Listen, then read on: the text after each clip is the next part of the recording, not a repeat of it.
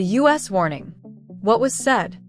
On February 25, 2025, U.S. Secretary of State Marco Rubio made an explosive announcement. The United States is expanding its visa restriction policy against anyone involved in Cuba's medical export program. I just came back from California, and if I never there again in my life, I will ensure that the sovereignty of Trinidad and Tobago is known to its people and respected by all.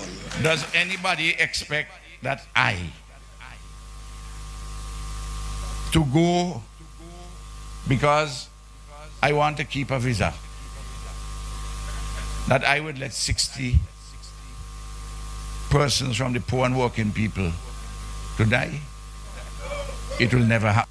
That if we cannot reach a sensible agreement on this matter, then if the cost of it is the loss of my visa to the US, then so be it. What I'm saying, them cancel visa. It look like them a give me what belong to Caesar. Welcome and welcome back to my channel, guys. It's your girl Pebbles. Thank you for always coming back to watch me. It's a pleasure having you here with me tonight.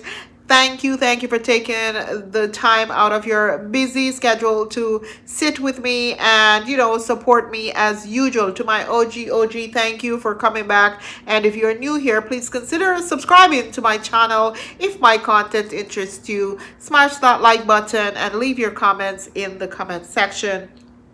As you know, tonight I am not reacting on anything that is related to the Abahanze village and all that drama. I figure I will react on something that is more important to us. Well, it's important to me, I should say.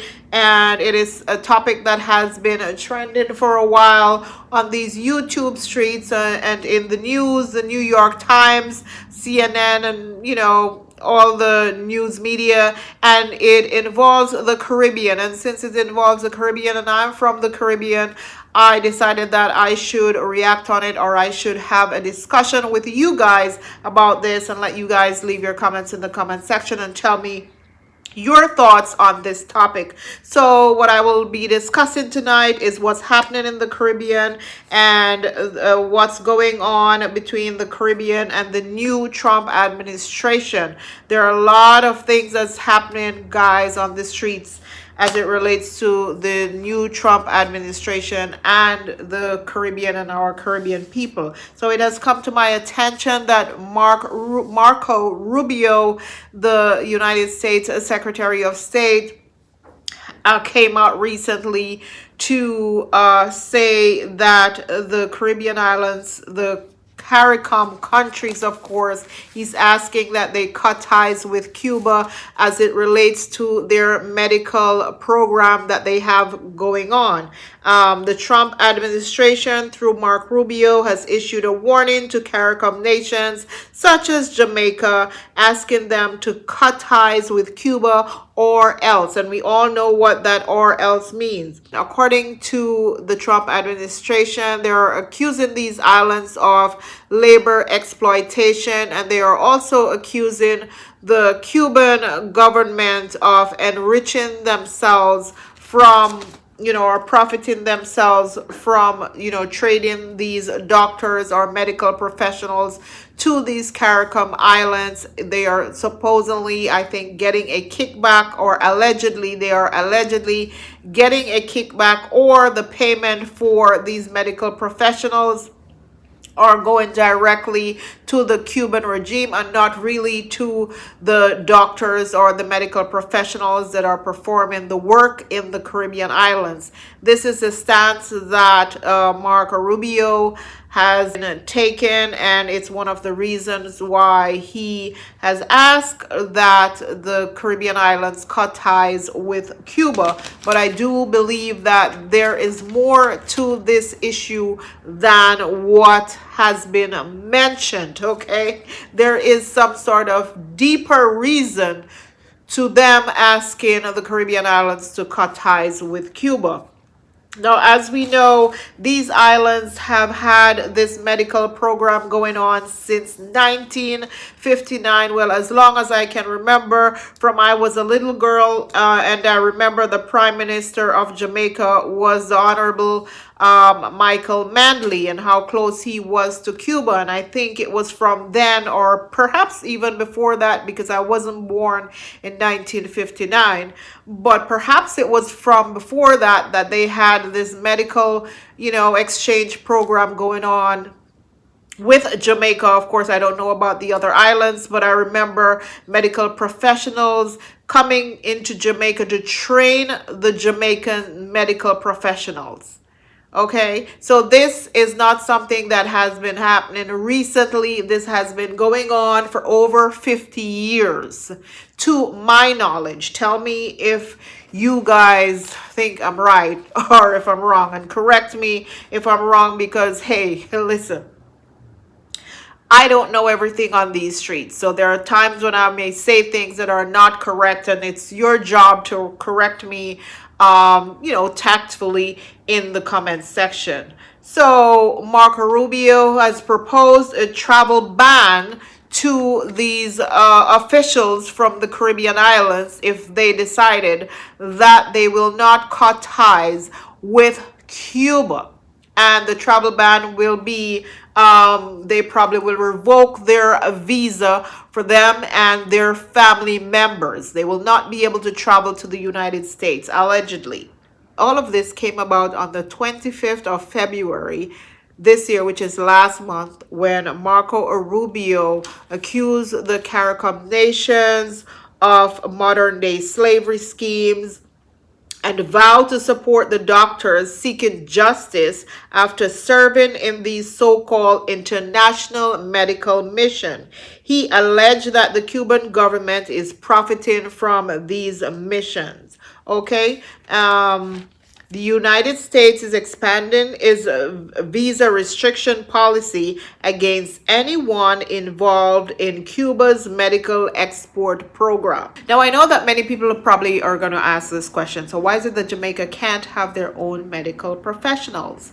It's a huge country, and I'm speaking about Jamaica because I know this as a fact, that many of these Jamaican medical professionals, I know for sure, the nurses, I don't know about the doctors, but I know that with the nurses, many of them, after they're trained in Jamaica and they get some experience, what they do is they leave the country for greener pastures so that they can make more money, because apparently they are not being paid well in Jamaica. So they leave the country for other Caribbean islands such as the Bahamas, the Cayman Islands, or other Caribbean islands that's going to pay them more money. They also leave for abroad, like America. They come to America and they can, I think they have to either go back to school or they can take a test, and if they pass, then they're a nurse in America. I think that's how it works. Or they go to Canada. A lot of them go to Canada because these countries recruit nurses from Caribbean islands. They go to the UK as well. All these countries, they recruit nurses and specialists from these Caribbean islands. So now these Caribbean islands have to recruit doctors and nurses from Cuba. If they decide to discontinue the Cuban Relations Medical Program, what is going to happen to the people in Jamaica when they get sick? Now, do you see how much that Jamaica and other Caribbean islands truly relies on these medical professionals from Cuba? And these people, Cuba has one of the smartest medical professional or healthcare system in the region. These doctors are brilliant, many of them. They are brilliant. These specialists, they are brilliant. And I think some of you who are from the Caribbean can attest to this. If I'm lying, tell me I am lying, okay? There is definitely a shortage of medical professionals in Jamaica, and if they discontinue using the Cuban medical professionals, then this will definitely cripple the country's healthcare system. Now, is it fair that the United States can recruit people from the Philippines? They are recruiting medical professionals such as nurses from the Philippines, but here it is that they are putting this sort of restriction on Jamaica that they cannot recruit medical professionals from Cuba. In fact, they are putting these restrictions on all these Caribbean islands to discontinue this program that they have with Cuba. It's so unfair. But I will leave clips throughout for you guys to hear. For sure, this is not just coming from me, that the Caribbean, the system, the medical system will crumble. It will crumble if these Caribbean islands decide that, hey, we're going to cut ties with Cuba and we no longer can use their medical professionals in our country. The medical system will crumble for sure because they rely heavily on these Cuban professionals. Jamaica heavily relies on Cuban doctors. For decades, Cuba has sent its best medical professionals to help fill gaps in Jamaica's healthcare system. Hundreds of Cuban doctors and nurses work in Jamaican hospitals. They've been critical in handling outbreaks, disasters, and medical crises. During COVID-19, Cuba sent over 400 doctors and nurses to assist Jamaica and other Caribbean nations. Jamaica's healthcare system already struggles with doctor shortages and long wait times, so cutting ties with Cuba would be devastating. But now, with Trump pressuring CARICOM, will Jamaica be forced to abandon Cuban medical aid? As you know, we have a long-standing relationship with Cuba and the Cuban government, and in the area of medical care. We have the Cuban Eye Care Program. We have over 300 Cuban healthcare professionals who are here already, and they provide significant value to our public health system. And that has been a long-standing tradition. Not every Caribbean island hire these doctors and nurses, but most of them hire them. I think the Barbados Prime Minister mentioned that she had none on her payroll, none whatsoever, but she mentioned that during the pandemic, a lot of them came over to help, and they were of great help, and her country could not have done it without these Cuban professionals. This matter with the Cubans and the nurses should tell us everything that we need to know. Barbados does not currently have Cuban medical staff or Cuban nurses, but I will be the first to go to the line and to tell you that we could not get through the pandemic without the Cuban nurses and the Cuban doctors. I will also be the first to tell you that we paid them the same thing that we pay Bajans, and that the notion, as was peddled not just by this government in the US, but the previous government, that we were involved in human trafficking by engaging with the Cuban nurses was fully repudiated and rejected by us. Now, I don't believe that we have to shout across the seas, but I am prepared, like others in this region, that if we cannot reach a sensible agreement on this matter, then if the cost of it is the loss of my visa to the US, then so be it. But what matters to us is principles. And I have said over and over that principles only mean something when it is inconvenient to stand by it. Now, we don't have to shout, but we can be resolute. And I therefore look forward to standing with my CARICOM brothers. I wish I could say brothers and sisters, but brothers, to be able to ensure that we explain that what the Cubans have been able to do for us, far from approximating itself to human trafficking, has been to save lives and limbs and sight for many a Caribbean person.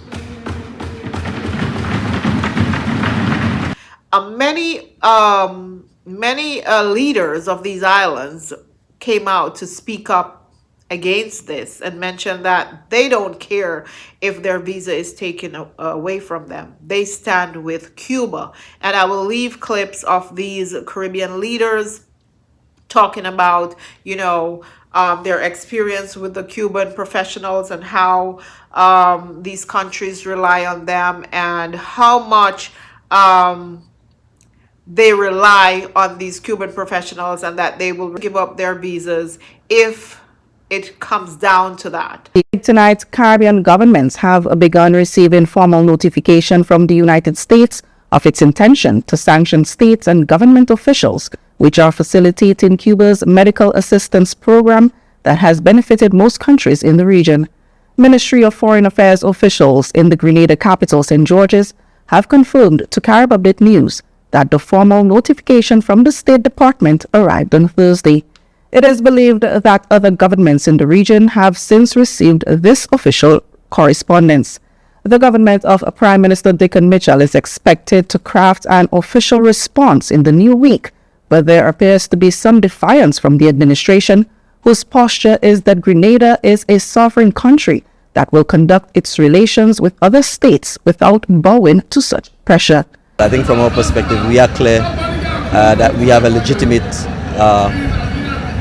partnership with the people and government of Cuba, who have over several decades provided support to Grenada in the medical field. And I think we know what the realities are with our health challenges in Grenada, particularly for specialist doctors. And so from our perspective, we are clear that the partnership that we have with Cuba is legitimate and we'll continue to support and defend the partnership. Even before the formal notifications arrived, Vincentian Prime Minister Dr. Ralph Gonsalves sounded not too worried about the American threats of sanctions. When this thing came out and that third countries which may be complicit in what they call exploitation of Cuban professionals, and that they will deal with them with visas, they started, well, Ralph and Eloise will lose their visa. Strangely, they credited me because they know that I will prefer to lose my visa than to have 60 poor and working people die. He defended the Cuba labor program as proper, indicating that his country is prepared to continue the long-standing arrangement with Havana. It is said that the Cuban professionals who are here under the agreement with the Cuban government, they had to pay, I don't know if it's 10% or 15%, whatever it is, of their salary. No, Johnny P., I'm talking to the Cuban government, but that doesn't mean that they're exploited. They got a free education. And if they're going overseas making money from that education, it's not unreasonable for them to put back something in the kitty. If it is determined that you have to take away my visa and Eloise's visa, I want to say this publicly. The hemodialysis which we do in St. Vincent at the Modern Medical and Diagnostic Center with these 60 persons, without the Cubans there, I will not be able to offer that service. So, does anybody expect that I to go because I want to keep a visa, that I would let 60 persons from the poor and working people to die? It will never happen.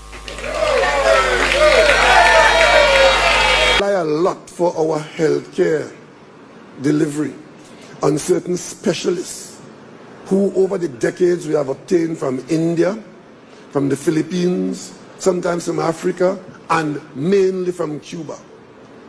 Out of the blue now we are being called human traffickers because we hire technical people who we pay top dollar equal to local rates, but we are now being accused of taking part in the program where people are being exploited.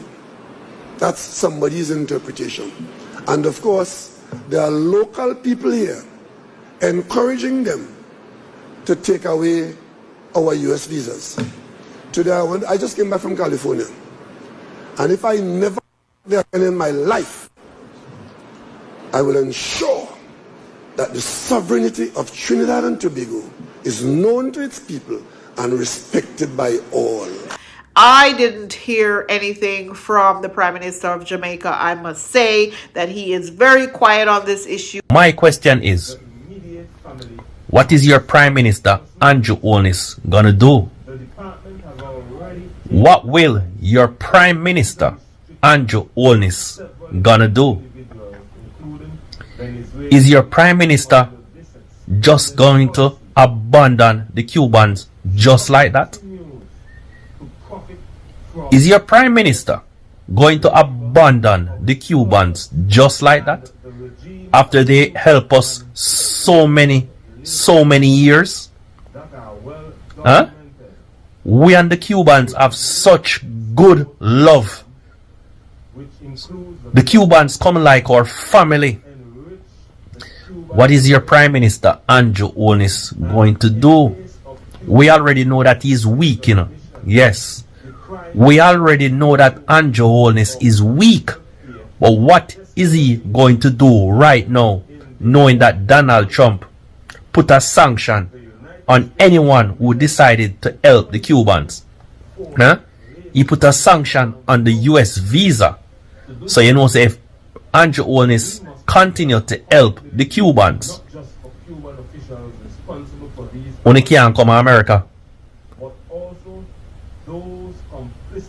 So, on the Prime Minister, I got just abandon the Cubans just like that. Remember, you know, the Cubans are some of the best doctors around the world, you know. What is your weak Prime Minister going to do?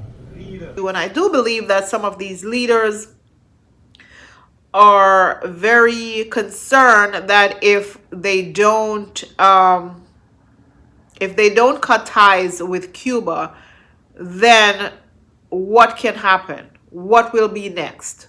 Because as we all know, there are some people who are very vindictive. I can't even call their names here. You know, I can't call names here, so I have to be careful what I say. But there are some leaders that are very vindictive, and if you don't agree with what they say, they are going to do something else to you.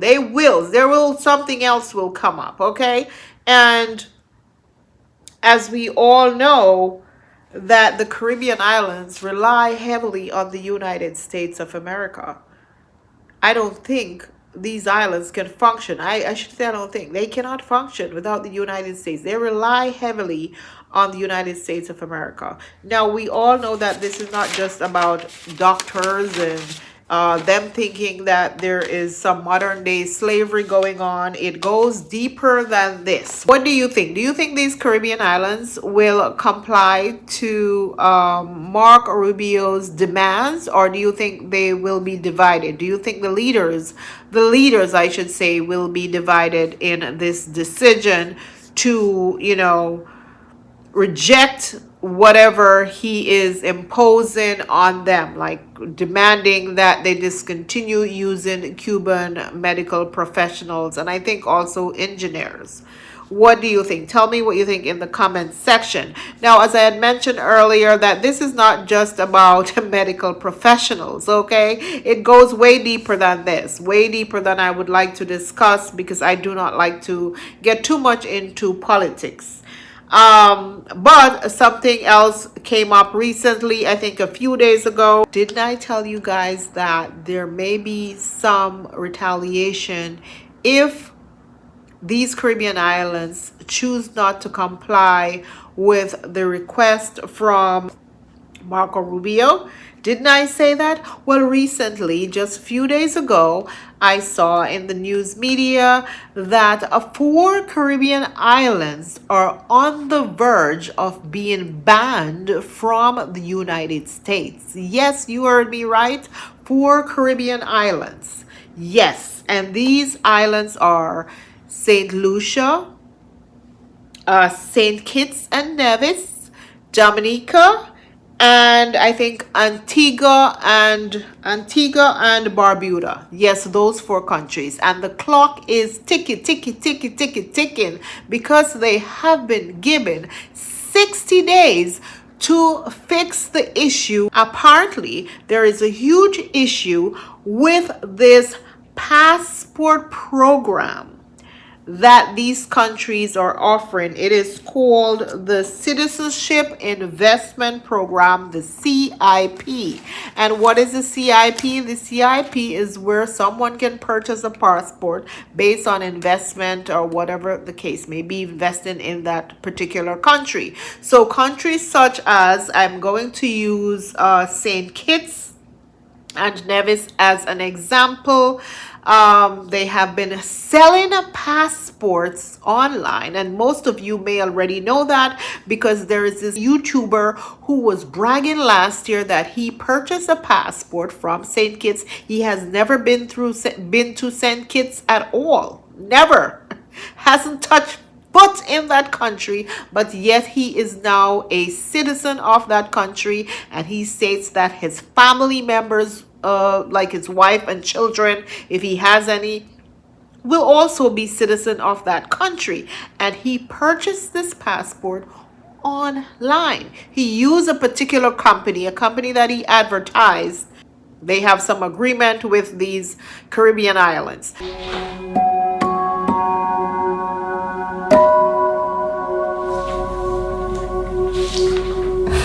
Guys, guess what finally came in the mail? I left this room with just this passport, but now it has a brother. I'll probably call this a senior brother because it can travel to more places. Look at all the countries I can travel to now.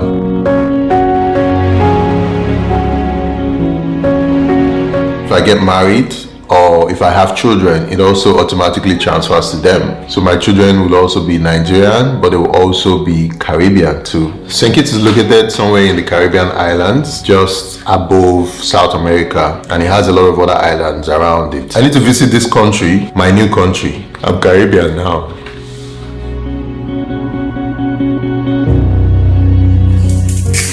Time to celebrate with you guys. Cheers. Thanks to Awan and the team, and also thanks to my subscribers from the bottom of my heart. Thank you for following me on this journey, and thanks for watching my videos. We did this.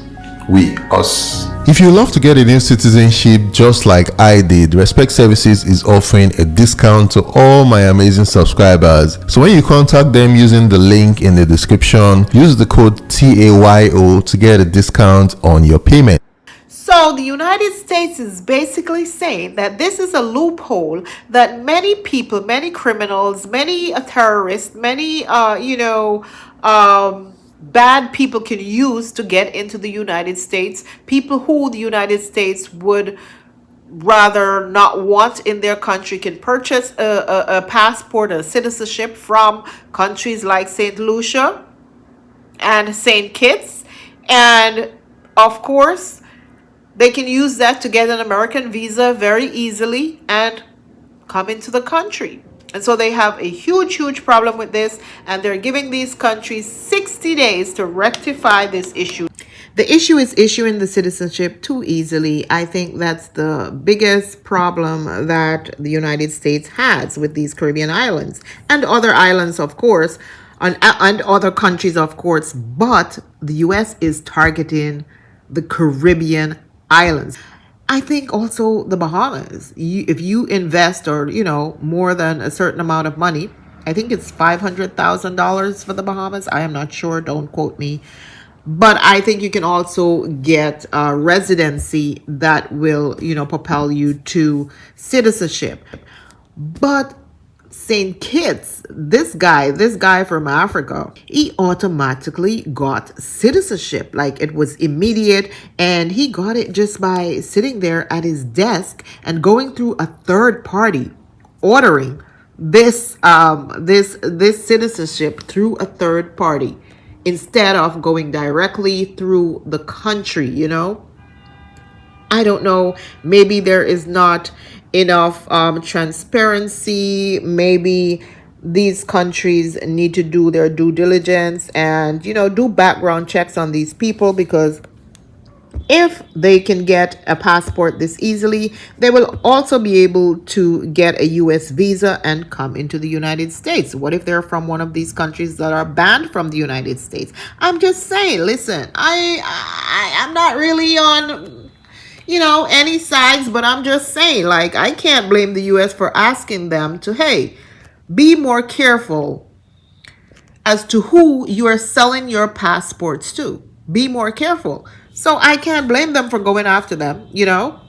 I do understand that these Caribbean islands that are doing this, they need the revenue, and it's one of the reasons, it's one of their main source of revenues. For example, St. Lucia, you know, in this case, CBI is not the way to go, but from my understanding, it was a way to transition from their sugar industry to eventually finding a more better way to generate revenue for the islands. So they started doing this as something that would be temporary, but I guess they're making a lot of money from it, and they decide, hey, we're going to continue to do this.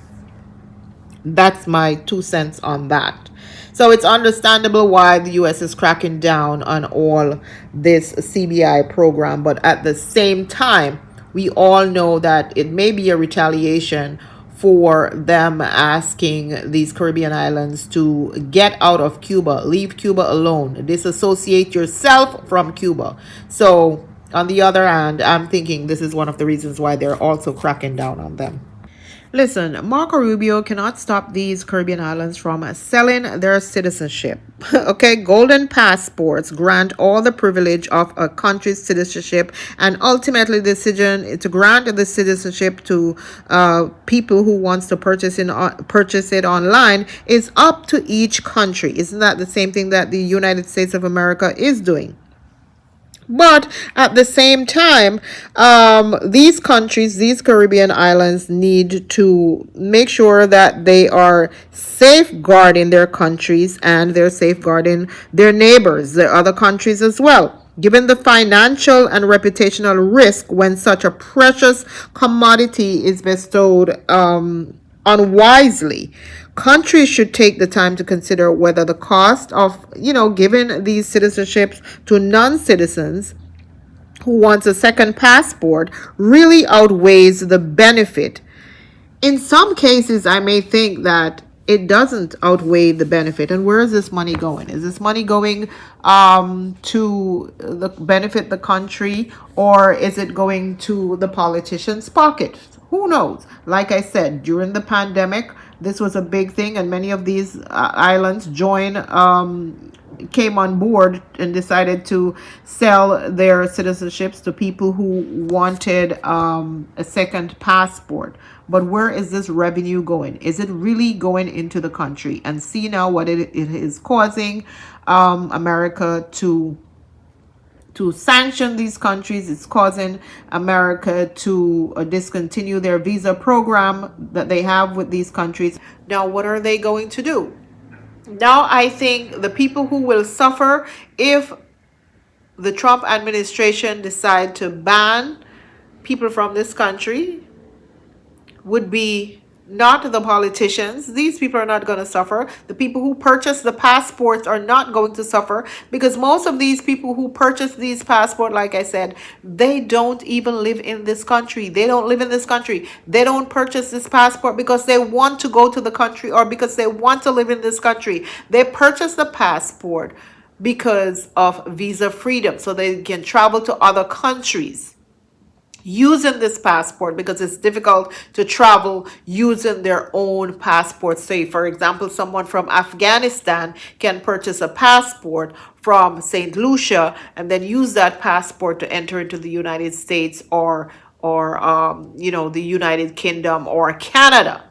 So that's what they do. So this is the problem. And honestly, I feel like I kind of agree with the United States with this, but at the same time, in the same token, the United States just mentioned that they are selling their United States citizenship, or they're selling a visa. I can't remember if it's the visa or the citizenship. They're selling for $5 million. Wasn't it that Trump mentioned recently that the citizenship is for sale for $5 million? If you're rich, you can come to this country. He will accept you. He will love you. But yet these other countries can't do the same thing. Now, as I mentioned, that I feel like these islands are suddenly being targeted because they have been doing this for a very long time and had no issue whatsoever with it, none whatsoever. And suddenly, all of this has been happening. All of this is like they're beating them with a hammer right now. And one of the reasons is because of Cuba. Cuba is also on the list, but you know, it is expected for Cuba to be on the list. I only mentioned the other 4 Caribbean islands and did not mention Cuba because we all know that Cuba is expected to be on that list. Now, what do you think that this guy from Africa is going to do with his passport if they decide that, hey, they're going to ban these people from St. Lucia or St. Kitts from entering into the United States? Perhaps he doesn't care about coming to the United States because his passport will be good in other countries, all the other countries that he wants to travel to. So perhaps it will not even affect him. Like I said, most of the people that it will affect are the people who are actually from that country, not the people who purchased the passport. Tell me what you think, guys. Tell me if you think that Trump should ban these people if the country decides that they can't fix this issue, this loophole that they have. Tell me if you think that the Trump administration is right to, you know, impose this restriction on them and ask them to, you know, discontinue this CIP program that they have, or they need to be more transparent. I don't think they're transparent enough. I don't think perhaps they're doing enough background checks on these people that they are selling these passports to. And I kind of agree with the Trump administration on this, that, hey, if you are going to sell a passport, the person can't just sit where they are in a country on a computer and purchase the passport. They probably need to go in for an interview or do some sort of interview, do some sort of background check on them. And there should be some sort of investment in that country. I don't think this African guy from Ghana made an investment in the country. I think it was just a cash exchange. I really don't think that he purchased any sort of property or did some sort of investment in that country, honestly. But tell me what you think in the comment section about that. Maybe this is a backlash or something. I don't know. You tell me what you think. If you think this is an outright backlash for not complying with Marco Rubio's demands to, you know, send those doctors back to Cuba and discontinue this medical program agreement that they have with the Cuban government or the Cuban regime. What do you think? Tell me what do you think in the comment section. This is a short video tonight, and that's all I have to talk about with you. Thank you for watching as always, and see you in my next video. Bye-bye.